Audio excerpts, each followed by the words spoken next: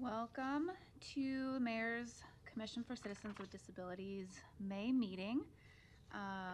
Welcome to our television audience, any guests, and our interpreter who's here. The audience will, the recording will rebroadcast for our meeting at 5 p.m. each Monday on Channel 22. You can also view the meeting recording at the Disabilities Commission website, which is www.cityofomaha.org. Then you'll click on the Mayor's office, then click on Disabilities Commission. Just as a reminder of our purpose and mission, we exist to promote quality. Our mission is to promote quality of life, accessibility, and equity in all aspects related to the City of Omaha on behalf of and in cooperation with the citizens of Omaha who experience disabilities. In this role, we advise the mayor on issues of access, representation, employment, housing, and quality of life.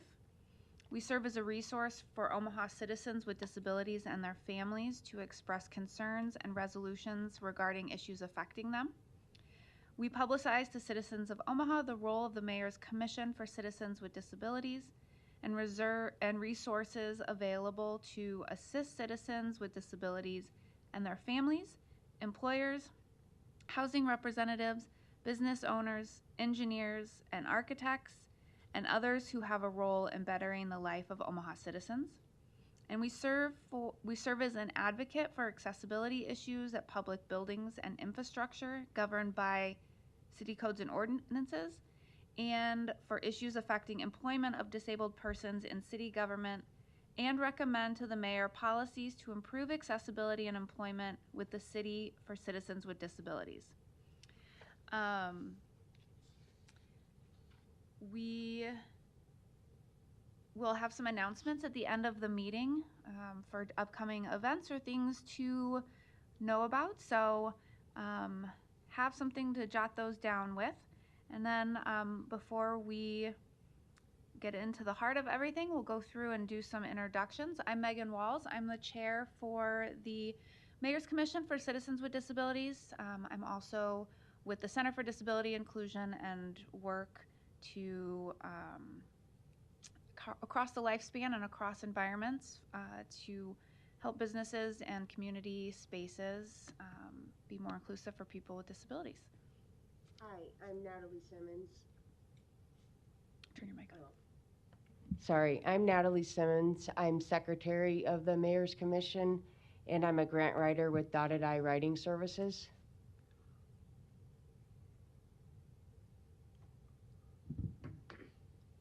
Hi, I'm Ashley Wolf. I work for the Nebraska Commission for the Deaf and Hard of Hearing.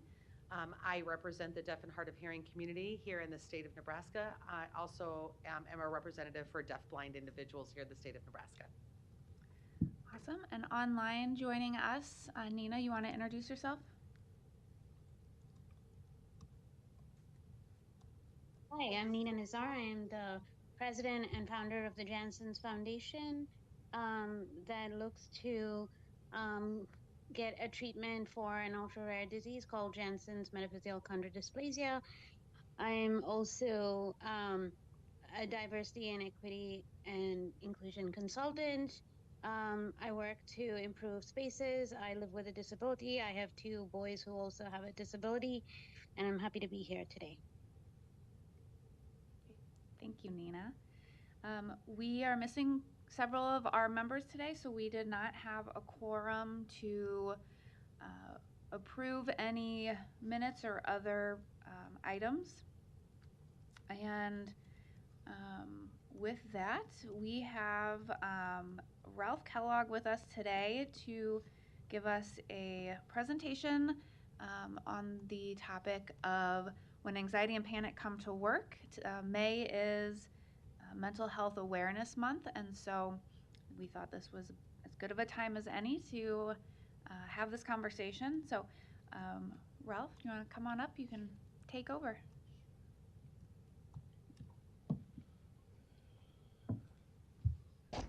Thank you. Very nice to be with all of you today.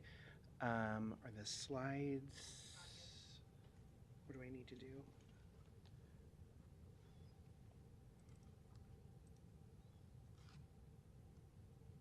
I'm going to share the screen first, Okay. and then we'll do your presentation. Awesome. Thank you. There you go. I gave out that quick panicked look of someone who's needing to present but didn't have the slides, so I apologize for the delay. Thank you so much for coming today and listening to the presentation that's near and dear to my heart, which is invisible disabilities, and specifically, in my case, anxiety and panic. Takeaways from today, I want to set a foundation for understanding what it's like to have invisible disabilities, in particular within the workplace. I want to share what all of us can do, whether we're in the workplace or in a community event, to create a space for mental well-being conversations. And then lastly, provide tools for leaders to engage in collaborative and constructive conversations with employees or with individuals with whom they're working to talk about mental health. So, according to the American Mental Health Institute, 50 million plus Americans struggle with mental health issues. A lot of people think that that statistic would be higher, but this statistic was provided prior to the pandemic, and it only encapsulates those individuals who actually have a diagnosed illness of mental health. So if it seems low, it probably is. It doesn't take into consideration burnout.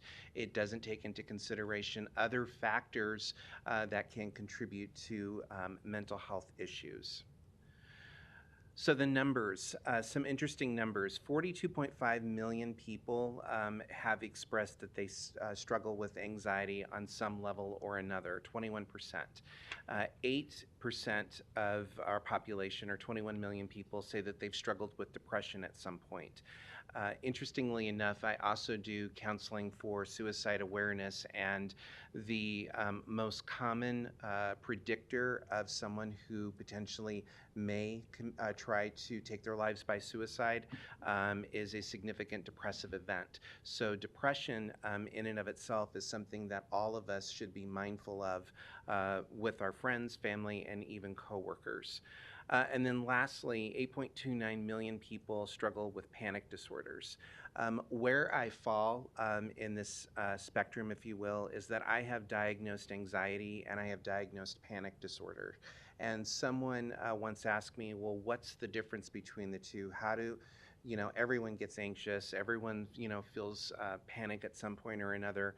For me, the anxiety can come on gradually over time. So if I have something to speak, if I have to speak at an event, or if I have to do something that might be particularly stressful at work, it's that anxiousness that you feel in your stomach, and that Sunday morning feeling before I've got to go into work, and it builds and it builds and it builds.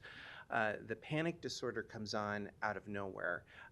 It can be a trigger, it can be a smell, it can be walking into a room where I feel uncomfortable or othered, and it just comes on out of nowhere. The problem I have with the anxiety, and in particular with the panic, is when I have an attack, it's visible. My face flushes, my heart races, I look like I just ran a marathon because I get all sweaty. It's really gross, but that is a telltale sign that I'm struggling in that moment.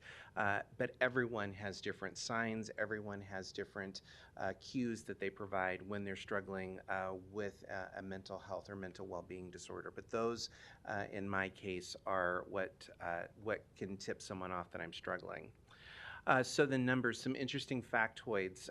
If you look across the spectrum of individuals within our population, 7 million people, or 16% of African Americans, struggle with mental health in some form or fashion. Now, the difficulty is with capturing information like this is that you actually need to go to a doctor and have a medical diagnosis of struggling with an illness. Traditionally, within African American and Hispanic communities, there is a mistrust of physicians. There is a mistrust of the medical profession. So there are probably many people who go undiagnosed in those communities simply because of a history of mistrusting those organizations as a result of abuse that they've occurred throughout the course of our history. Other interesting notes here, 5.8 million Americans who identify as LGBTQIA, which I do, also struggle with mental health illness, mental health disability. Interestingly enough, those individuals, in particular the transgender community, struggle more than probably other people who identify as gay, lesbian, or bisexual, simply because there is oftentimes a loss of identity and connection with family members. There's a loss in connection with friends, things along those lines. Their foundation and what they've known is often pulled out from under them. And then lastly, 19% of Native Americans also struggle with mental health issues. But when you look at the number, 827,000 people, that's extraordinary because the Native American community is typically situated in remote areas and often not counted in terms of struggling with mental health. Oftentimes what you hear about Native Americans is the struggle with alcohol abuse or things along those lines. You rarely hear about the fact that the alcohol abuse is a symptom of a bigger issue, which is often a mental health crisis. So some additional information, 11.1% of adults who are diagnosed with a mental health or mental well-being issue, 5.5 million Americans don't get help because they're uninsured. Insurance plays, as we all know, a very large factor in getting help. If you don't have the option or you don't have availability to seek out resources because you can't pay for them, that's significant. That contributes to the mental health crisis that we see within our country. Barriers to help, it can be an absence or a misdiagnosis. There was an interesting thing that I ran into recently where a friend of mine who just had a baby and came back to work and was in the conference room or in a break room speaking with someone, and she started crying, and someone walked in and said, "Oh, you have a baby blues. Oh, it'll pass." Baby blues or saying something like that really diminishes the impact that many women feel with postpartum illness, postpartum depression, and coming back to work. So when you say things, however well-meaning they may be, however well-intentioned they may be, even if it's a joke, the comments can have a real impact on someone feeling as though they can be their authentic selves within the workplace. Other issues that can impact someone from receiving help with mental well-being, incarceration versus diagnosis. So often you hear of people on the news being incarcerated for an event or for a situation. Oftentimes those people are put in jail cells instead of receiving diagnosis or support for mental health. I won't go through all of these, but language barriers, lack of cultural curiosity. I know that the term within our DEI framework is to be culturally competent. I've thrown out the word competent because I don't think anyone is ever competent in an area in this fast-changing world that we are currently living in. So I say cultural curiosity. Ask the questions. Understand what brought them to you rather than trying to give them a quick fix or a quick answer and moving on. Whoops. So again, we all know that a healthy work environment is good for mental health. I don't know about you, but there have been jobs that I've absolutely hated, and going into a workspace that you absolutely feel as though is toxic and detrimental to your mental and physical well-being is something that I would not wish on anyone. Poor working environments, including things like discrimination, inequality, excessive workloads, low job control, and job insecurity pose a risk to mental health. And you can see it anytime you look at an organization that's recently gone through a layoff. The individuals who remain often go through survivor's guilt and are on heightened sense of alert and awareness, thinking, when's the next shoe going to drop? Am I next? To have that kind of feeling hanging over your head day after day is its own kind of trauma. 18.5% of working age adults were estimated to have a mental health disorder or a mental well-being disorder in 2019. And this is interesting for anyone who works in the business world or anyone really who is operating an entity where people are critical. An estimated 12 billion working days are lost each year due to depression and anxiety, which translates to $1 million per year in lost productivity. So we know that creating a healthy space and a healthy work environment is not only the right thing to do for individuals, but it is beneficial to ensuring that any organization is able to achieve the mission and vision for which they're in business to accomplish. So the facts. As an HR professional, and I meant to qualify earlier before I began speaking, I am not a behavioral health expert. I am not someone who's licensed in behavioral health. What I am speaking from is my lived experience, and I'm speaking from someone who works in the field of human resources. So these are all instances and things that have driven my passion regarding mental health and mental well-being, because you see someone at work every day, and when you are someone who struggles with it, seeing someone who also struggles with some of the same things heightens your awareness and makes you want to do something, makes you want to contribute to help the situation. So one thing I do want to be clear on, it's your choice as a worker, as an employee, to disclose if you are struggling with a mental health issue. In the same way that you would potentially disclose a physical disability to an employer if you needed a reasonable accommodation, it applies to a mental health issue as well. If you don't disclose to your employer, they can't provide an accommodation to you. You can absolutely choose to keep it confidential. You do not need to disclose it when you apply for a job. But if you ever find yourself in a situation where you do need an accommodation, whether it's a change to work schedule, whether it's working maybe from home for a period of time, you need to enter into that collaborative conversation with the employer to find a reasonable accommodation for whatever it is that you're looking for. But if you don't disclose, it's not the employer's responsibility to guess or to assume that you're struggling with a mental health issue. So as we think about the concept of mental health, especially in the workplace, it's really critical to talk about what it means to belong in the workplace and to create a safe work environment.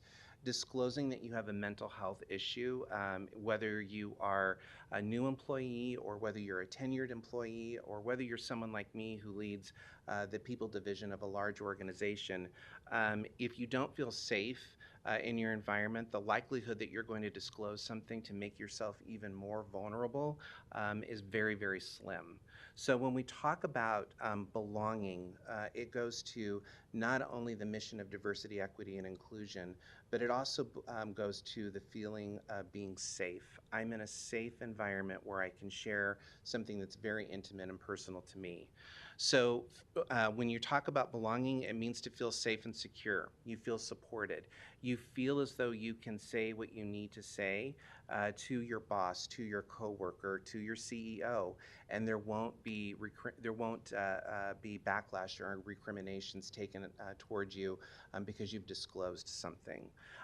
Things that go along with this are creating an inclusive workforce and psychological safety. So psychological safety, as you look at the term, I know it's bantied around quite a bit these days, but what it means is I have the opportunity to say what I need to say in an environment where others may not agree with me, but that's okay. I can say what I need to say in an authentic, respectful way, and I will be treated authentically and respectfully because it's my opinion. It's who I am. It's how I feel. when you talk about psychological safety, it also means that you're free to make a mistake. You're free to try things that may not be successful. You are also given opportunities, what I like to call, you're given opportunities to fail, and know that failing is not necessarily a negative thing if you've learned something and you've grown from it. Psychological safety really sets the foundation and the framework for creating inclusion in the workplace and for being vulnerable. Again, if you don't feel as though you are in a safe space, the likelihood that you're going to disclose anything that would make you feel as though you're in line to be a target for a hostile workplace or being bullied within the workplace is going to be slim to none. So I want to share a little bit about my mental health story. So I always knew as a kid that there was something wrong with me. I didn't know how to articulate it at a young age, and it grew with me through junior high into high school. I always was a worrier. I always was an anxious little kid. And if there was a worst case scenario to come up with at any possible time, Martians invading, the world running out of Snickers bars, whatever the case was, I was that kid that would panic about it. And so where this really came to be an issue for me, when I was about 35 years old, I worked for a financial institution here in Omaha that's no longer in business. And one day, my manager at that time called me into her office, and we had a conversation that we weren't able to complete. And she called me later that night at home. That was back in the days, I'm going to date myself, when everyone had a landline. And so at that time, my husband answered the phone. And I think she must have put two and two together that I lived with a man and assumed that this person was my partner. The next day, she called me back into her office, and I believed it was to finish up the conversation from the day before. And actually, what it turned out to be was her forcing me to out myself to her, basically saying things like, "You don't need to be ashamed. This isn't something you should worry about. People will accept you. You're safe with me." And I remember sitting in the chair across from her, perspiring profusely because I was having an anxiety moment, a panic attack. And I finally just said, "Yes, you're right. I am, absolutely." And she said, "Thank you for sharing that with me." And I got up and I bolted out of there as quickly as I could. Shortly thereafter, I was an assistant vice president with this financial institution. I'd had a good track record up to that point, and I felt that I was going to make my career there. And I didn't get fired for being outed, but projects got taken away from me. Advancement opportunities got taken away from me. The opportunity to work on major initiatives with high-ranking officials within the organization were taken away. And little by little, my world got smaller within the organization. We were shortly acquired after that by another financial institution that's no longer in business here in Omaha. And she came to me, my manager came to me and said, "Listen, I think it would be best if you found something else because there's just nothing here for you." I had been there 9 years. I had wonderful track record up to that point. And my world, because it became so small over the course of time from this disclosure, led to me being without a job. I share this all with you to say, if I hadn't provided information about being gay, if I hadn't provided information about having anxiety or having a panic disorder, by all appearances, I'm privileged in our society. I'm a white man. That carries with it a lot of privilege and a lot of cachet in most areas, especially in conservative areas or especially in areas that are dominated by people that look like me. However, once you disclose, once you share, once you bring a level of vulnerability into a situation, it's easy to become marginalized, and in some cases, you fear tokenism. You don't want to be that person that's Oh, that's you can't do that with Ralph because if you give him too much, he might have an anxiety attack. You can't give that to Ralph because if you do that, he might have a panic attack.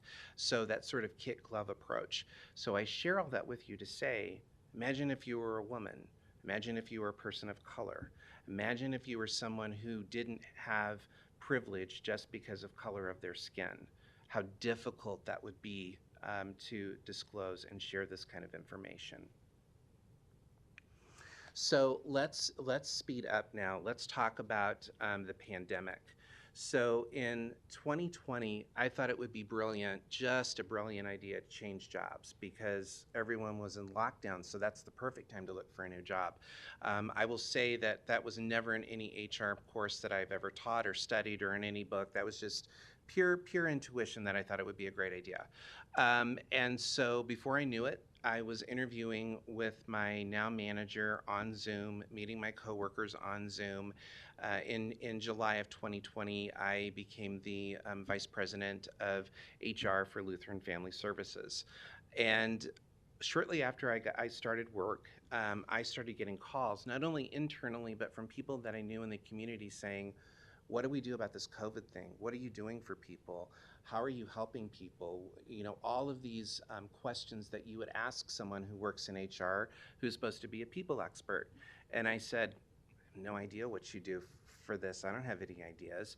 I really thought people were getting through COVID the same way that I was. Shopping on Amazon, binge eating like I was in my own after school special and watching Tiger King. I didn't have any kind of solution or any kind of answer for people going through this. I thought, everyone's getting through this the best way that they can. But as the pandemic wore on, and I do connect best when I can do face-to-face with people, when I have a relationship with people, and as the pandemic wore on and lockdown continued, my depression kicked in, my anxiety kicked in, and I began to feel incredibly disconnected. And it was then that I realized I had to do something to help myself. And if I could also help myself, I wanted to try to also help other people. And that is where the ACT model came in. ACT stands for Acknowledge, Compassion and Accountability, and Transparency. So when you talk about acknowledge, when you think of the model in and of itself, everyone in your organization is struggling with mental health. Everyone. Whether it's being stressed, whether they say they're burnt out, whether they say they suffer from exhaustion, because we know that not getting enough sleep can also lead to feelings of inadequate emotional and mental well-being. We also know that outside influences have inside impact. The whole notion of keep your life outside of work at the door, don't bring it in, is not something that I've ever seen anyone do successfully. So if you're struggling with something outside, it's going to come into the workplace in some way, shape, or form. You may see it as increased absenteeism. You may see it as isolation. You may see someone who was once gregarious and, holding court at a table in the break room off by themselves. But you will notice the signs. And if you think about maybe people that you've worked with in the past, when there's a sudden change in behavior, it's easy to pick up. It's easy to recognize if you're looking for it. Leaders must understand that mental health impacts performance because how could it not? How could mental health and well-being, when you are struggling with it, not impact your performance? So as leaders, whether you're working in a nonprofit, whether you're working in a government agency, whether you're working in a for-profit business, it is critical to ensure that policies, procedures, and handbooks acknowledge mental health. One thing that we did at Lutheran Family Services is we acknowledged mental health was an issue. And instead of just saying, take a sick day, we actually put in mental health days for people and we call them that. We don't shy away from people saying, I need a mental health day. Great, we've got the time, take it. It's 4 days a year. You get one mental health day a quarter. If you don't use the 4 during that time frame, you lose the mental health days for that month, but you get 4 back beginning January 1. So every year your bucket gets full with 4 days. Remove coded language from the workplace. Stop telling people that, oh, you just got baby blues, or you're just feeling a little down in the dumps. If people have shared that they suffer with depression, that they suffer with anxiety, allow them to say that. Allow them to say, my anxiety is really bad today. Because I'd rather know that about you so that I can collaborate with you and work with you than just thinking you're a little down in the dumps, because there's generally a little bit more to it. Language used in the environment cannot stigmatize mental health and well-being, and here's what I mean by that. I've worked in environments, or I've been in environments where I've been asked to come in and consult on diversity specifically to this topic, where people will say things like, oh, my OCD is really bad today. Oh, I'm feeling really bipolar today. If you're working with someone who struggles with OCD and they happen to be standing next to you, that's going to marginalize them and make them fearful for ever sharing anything with coworkers or to in any way disclose that they're struggling with that. Bipolar disorder is an issue that people struggle with, on a daily basis. There are millions of people who struggle with bipolar disorder. So taking someone's true illness and using it to describe a day where you're feeling a little frazzled does a true disservice to that person who has a true, issue with their mental health and mental well-being. Compassion and accountability. This is critical if you're working with someone or if someone has told you that they have something going on in their lives that's impacting their mental well-being. Oftentimes as leaders, and I used to do this, when someone would come to me and say, I'm struggling because I've got issues with my son or daughter. I'm struggling because I'm separating from my spouse. I'm struggling because of, the death of a parent, things along those lines. My first response would be to take things away from them. Take things away from the person so that they can deal with whatever they've got going on. What I learned from my own experience is that when you take things away, you immediately stigmatize and you shame the person. They're coming to you out of a sense of needing help, and your way of helping is to take things away from them. My approach is a little bit different. Prioritize tasks and assignments with the individual. What can we do? What needs to be done now? What can we do later? Is there a way that we can delegate out some of the things that you have? Remove the obstacles. What's in the way of you working on this project or this assignment that we really need you to do, and we really need your expertise on? Provide micro check-ins for the person.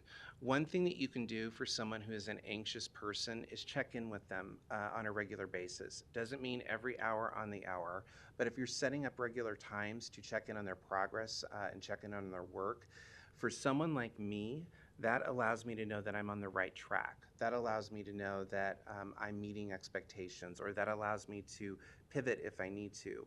Waiting to the very end to determine if I've done something correctly, if I'm going through something in my life, only heightens the anxiety. The key with this process is to ensure that the leader doesn't shame and blame the employee.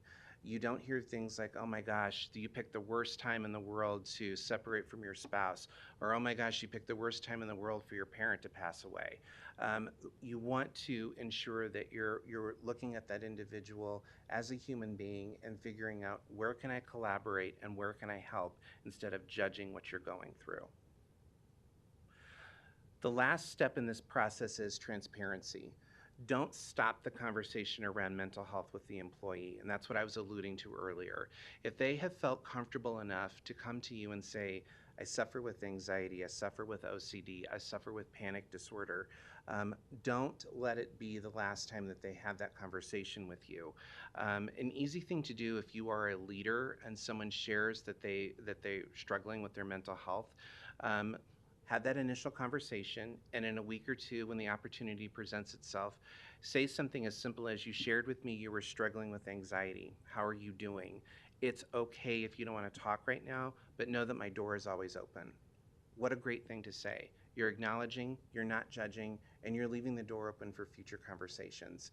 For someone like me, that's enough to know that I'm safe here. I'm safe here. I'm not going to be penalized or suffer recriminations because I have shared something that's deeply personal to me.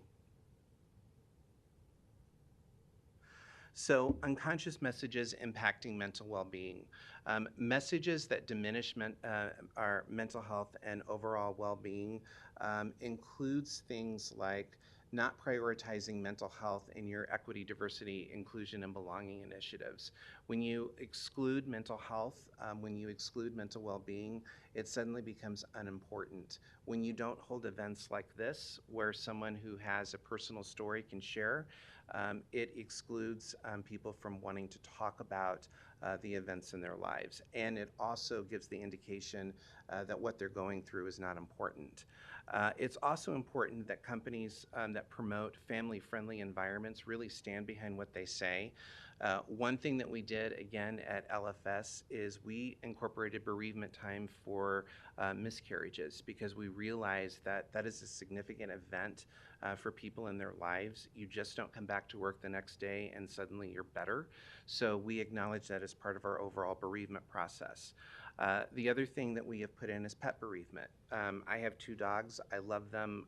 You saw them earlier. They mean the world to me, and they're family. And so when you lose a pet, that's often, in some cases, as traumatic as losing a person. So let's acknowledge that. Let's recognize that not everyone has the same life experiences. Not everyone has the same lived experiences, and let's honor what that means.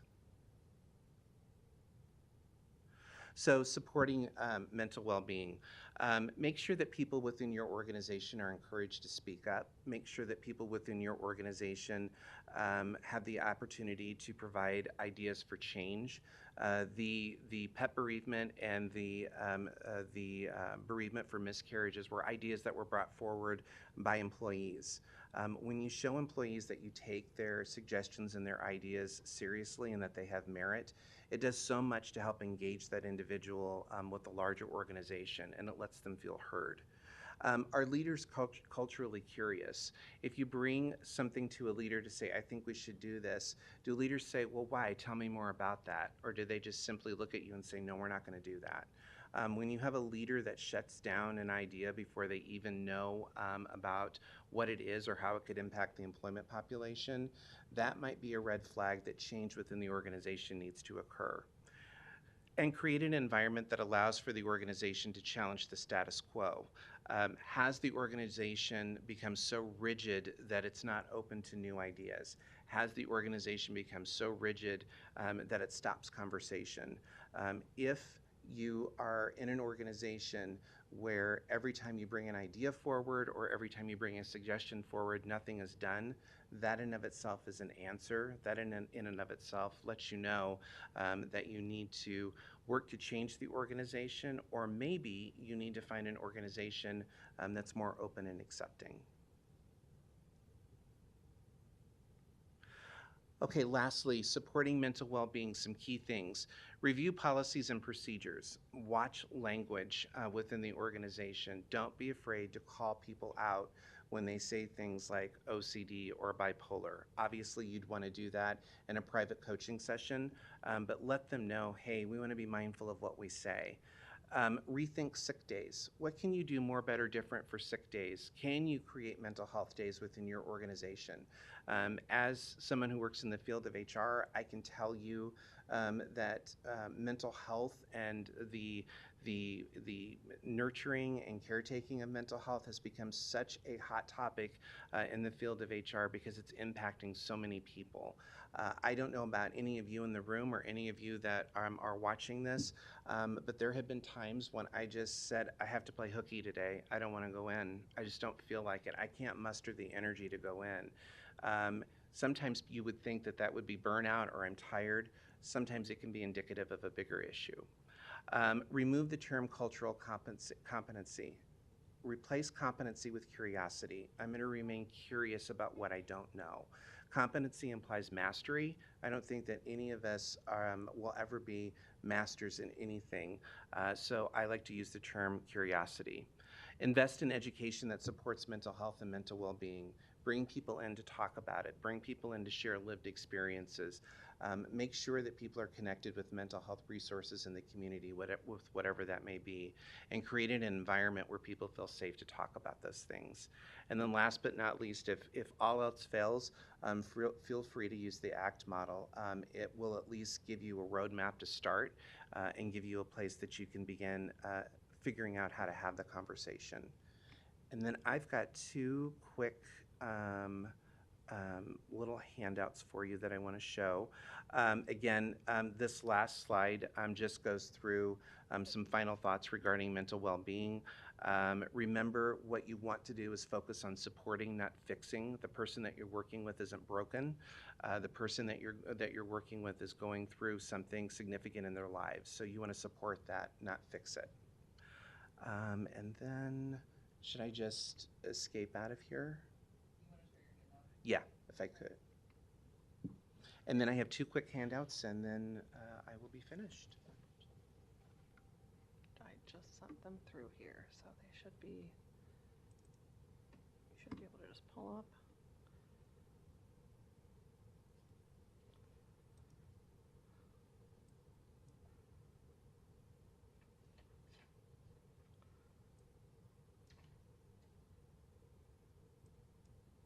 There you go. Oh, thank you. Appreciate it.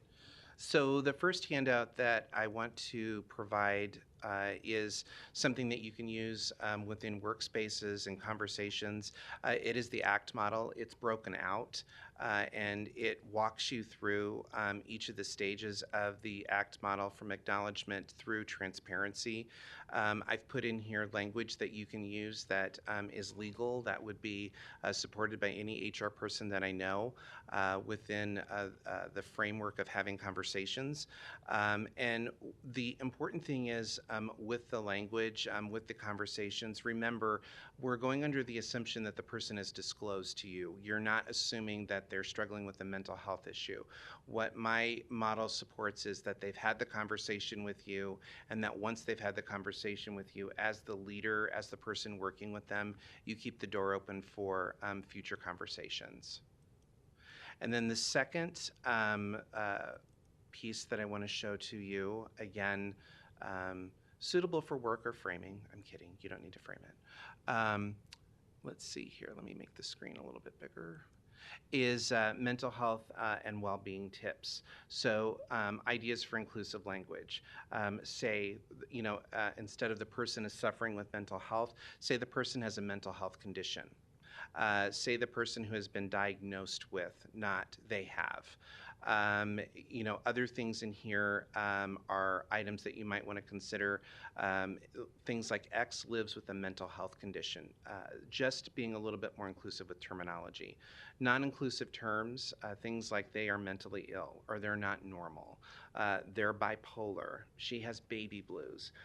All of these things that we sometimes hear within our everyday language or just in everyday conversation, again, there may not be any ill intent said with the words, but we know that words have impact. We know that impact is, what matters with impact is how it is taken by the receiver, not by the sender. And then again, avoid words like bonkers, crazy, loopy, loony bin, psycho, deranged, or saying things like, oh my gosh, they're so mental. When you start labeling people with these terms, again, you move into a stage of judging and not helping. So I want to thank all of you today for allowing me to share my story and to talk about mental health and the impact that it has. And if you have any questions, I'm glad to answer them. Thank you so much, Ralph. Sure. There was so much great information in there. I love the stories. I love hearing what you're doing at Lutheran Family Services. Though the mental health days, I think, like I'm rarely sick, so I would much rather have someone tell me to go take a day for myself than here's some time when you feel like crap and can't come in. Couple of questions. So with all the numbers are always changing. So what would you suggest as the best resource to stay current on kind of the statistics, like the numbers that that what's happening out there? Yeah, that is in the back of the packet of your presentation. I put all of my sources there. It's the American and Mental Health Institute, and that's where I pull my information from. Okay. I just saw yesterday it was just updated, and so that 51 million figure that I showed you at the beginning is now up to 59 million. So they are very current with their information. What I also love about the information is they break it out by demographics. They show you how each demographic group is impacted, and they also give you insight into why the stats may be so high or what's going on, economically or politically that might drive those numbers. All right, thank you. And then, do you have a favorite book on this thread or this topic, whether it be more story based or more workplace based? Like, do you have kind of your go-to? One book that I leaned on because I was going through some personal struggles was Walking on Eggshells. It was a story about dealing with someone who. It was a very interesting piece because it dealt with how individuals interact with people who might have narcissistic tendencies, or how people might feel unsafe to disclose information in front of a narcissist. And it got me thinking a little bit about the situation that I had when I was essentially forced out of my job when I was early, and the behaviors that I noticed and things along those lines. In terms of that, no, I don't. I listen to a lot of Brene Brown. I listen to a lot of what it means to be vulnerable. She was actually my inspiration for beginning to talk about this. When I do suicide awareness training, I do share the story of my attempt at suicide and what that meant. And I have found that when you're authentic and when you're vulnerable, it empowers you because you're no longer kept hostage by the stories. Yeah, thank you. I'd like to build my personal library. Nina, you had a question? I did. Well, thank you so much for sharing. That was really informative. I did have a question, especially when it comes to workplace. So, what is your recommendation? Because sometimes, how important or how difficult is it to actually get a mental health diagnosis? And is a diagnosis important for HR as well as the workplace to be able to get accommodations at the workplace and all of the things you spoke about in your own story. I do feel that sometimes it's not always easy to get a diagnosis of a mental health issue. And so, can you give some guidance around how can how difficult is it? How can you get a diagnosis? Are there centers here in Nebraska that can help with that? And then, because if there isn't a formal diagnosis, then it becomes really left to the organizations to implement accommodations or not. Mm-hmm. That's a great question. One thing that I would say is if you are engaged with a physician and you do have a formal diagnosis and you need an accommodation at your workplace, go talk to your human resources person and let them know what you've been diagnosed with and that you may need an accommodation. Familiarize yourself with ADAA, which is the Americans with Disabilities Act, and its subsequent amendments.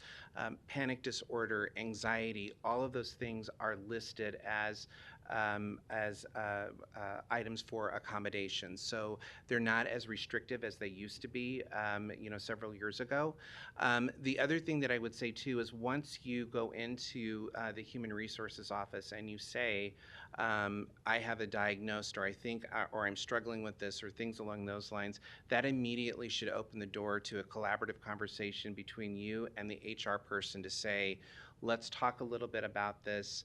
As an HR person, what I would say if you came into me and said, I'm suffering from depression, I would say, okay, well, let's talk about a little bit about this. Have you been officially diagnosed with depression? Are you seeing a doctor? No, I'm not seeing a doctor right now. The conversation might go along the lines of, well, in order to formally give you an accommodation, I would need certification from a doctor, but let's talk about what we can do for you right now. Let's talk about what might be going on right now that might provide you some relief. Maybe you can provide them a couple of days off so that they can get into their doctor. Maybe you can provide them with a short-term leave of absence. Maybe there's other things that you can do that are within the confines of the organization that are not restrictive, in the sense of saying, well, I don't have a piece of paper in my hand, I can't help you. But the best thing that you can do is find a doctor, get a diagnosis, and then enter into that collaborative conversation with the HR department. Once you begin entering into that collaborative conversation, they're required to work with you on a solution. Now, the solution they may come up with may not be the solution that you want, so that's why it's called collaborative. There may be some give and take that you need to do.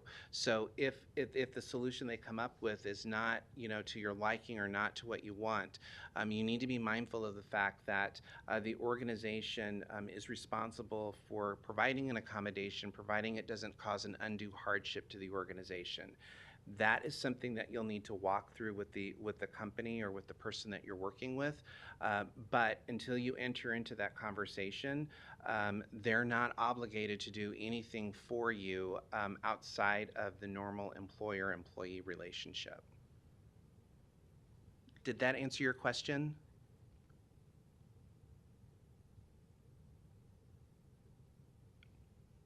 I had a Yes, question. yes, it did. Thank you so much. Sure.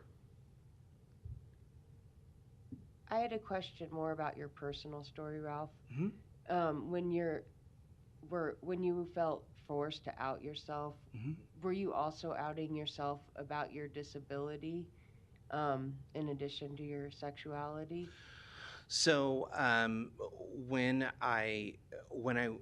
that happened, I didn't know what was wrong with me. Again, I had not been diagnosed. I just thought you're just weird, and this is just what happens to you. And it wasn't until I was in 2019, or excuse me, in 2013, that I formally received a diagnosis, and I was Okay. 43 years old at that time. Another traumatic event happened. I had to go down to Texas to be with my mom because she had suffered a stroke. And through the stroke, she was driving while she had the stroke. And with the stroke, they diagnosed her with early onset Alzheimer's Oh, no. disease. And so that, again, was a trigger, and it was terrible. I came back, and what forced me to seek help is at that time, my boss came into me one day. I was Monday or Tuesday after I got back, and she just asked me for a report, and it wasn't anything ridiculous. It was something I'd done, millions of times, and I just started perspiring, and it was awful, to the point where she shut the door and said, "What's wrong?" Because I couldn't get the Kleenex fast enough to dab my face. And I told her, I said, I don't know what's wrong with me. I have no idea what's wrong with me. And that's when she stepped in as a compassionate leader and said, I want you to take a couple of days, go see your doctor, go find out what's wrong, because you've been through a lot. Maybe this is a holdover, maybe it's not, but go see your doctor. And I was 43. And until that time, I just thought it was how I was wired. Okay. Yeah. Better late than never. Absolutely. Yes. Yeah, and I think one of the things that Nina hit on that I'm sure is a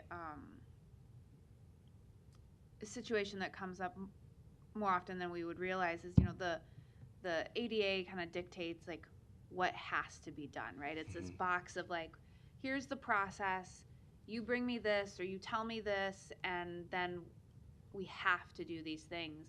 But I think it's important for anyone who's listening to this later, that's involved in an organization, to know like you don't have to stop there. Right. Like if there's something that just makes sense that you can do that doesn't have a whole lot of process behind it that can make an impact, then like you can do that without all the paperwork. Like Exactly.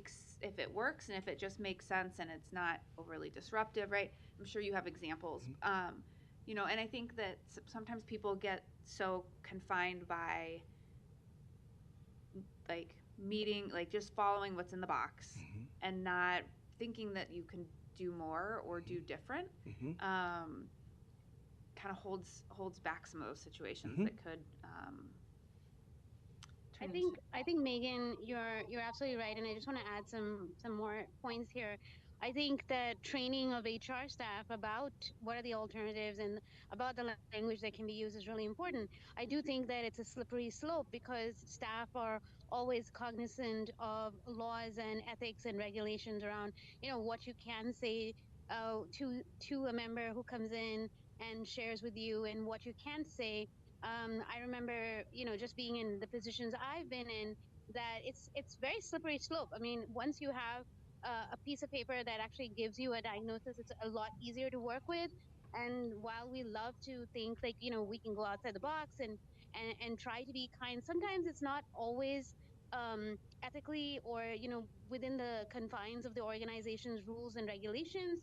So I think that what you're saying is important, and the presentation is so powerful. I'm just wondering, is there a move in Omaha to look at training opportunities for HR staff, right? I mean, because that's where the buck stops there. Like, you are going into your HR and saying that. And oftentimes I've had these conversations where the HR person will say, I want to do this, but I don't know whether that's right to say or do. And, I just don't know. And so it's not that they're being willful. It's just mental health is like you mentioned, it can be really sensitive topic. It's very nuanced. Mhm. It's not like other disabilities because it's invisible. Mhm. And when you have those kind of nuanced conversations, not all staff are equipped to have those, and not all are going to be trailblazers. So I think it's important to recognize that training is key here. Agree. Agree. We are down to kind of our last few minutes. Any final questions? Awesome. Thank you for Thank your you. stories and for Thank you. your insights. Really appreciate you You're coming welcome. today. Thanks for giving me the opportunity. So again, that was Thank you. Ralph Kellogg with Lutheran Family Services. As we wrap up our last few minutes, we'll take some time to give some announcements for upcoming things. And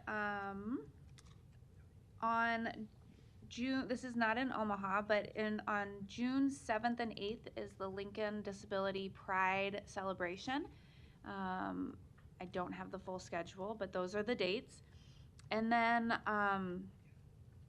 June 25th, the Women in Engineering event will be held at Heartland of America Park, and this is focusing on youth and engineering, and that will go from 10 a.m. to 1 p.m. Ashley, do you have any upcoming events or announcements? Oh, I do know that the Nebraska Commission for the Deaf and Hard of Hearing is hosting a Deaf Awareness Day at the Omaha Zoo, and that is on June 23rd, if my date is correct. I believe it's a Sunday. If I'm correct, it's the June 23rd. Awesome. Where is it at? At the zoo. At the Omaha Zoo. Thank you. Thank you. Natalie, do you have any? No, I do not. Nina, any events? Yeah, I do want to share a very historic, sort of breaking news, and I know it's probably not at the Omaha or Nebraska level, but the federal aviation bill has just come out yesterday. It got passed through, and this is extremely historic because a lot of us in the disability community have been working for it, and it's the airline bill that actually got passed and approved for more inclusive support for people with disability who travel. And it also has provisions for looking at having wheelchair users take their wheelchair into the airplane, which I think is incredible. So there's a lot of exciting stuff happening. If you haven't seen the bill, you can look it up. It's the federal aviation bill that just got passed. Yep. Thanks for sharing that. It was really exciting. Hopefully, things actually get implemented. The last thing that I just remembered on May 31st at 10 a.m., the city will be doing a groundbreaking ceremony in conjunction with Imagine Inclusion for the Zurinsky Inclusive Playground.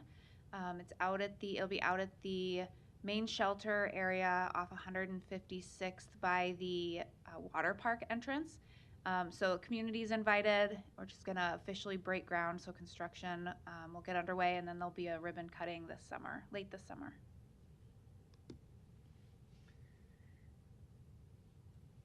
Okay, if that is everything, then thank you to Pam, our sign language interpreter, and Cox Communication, Channel 22, where this will air every Monday evenings at 5. And our next meeting will be July 18th at 10:30. Thanks, Nina. Thanks.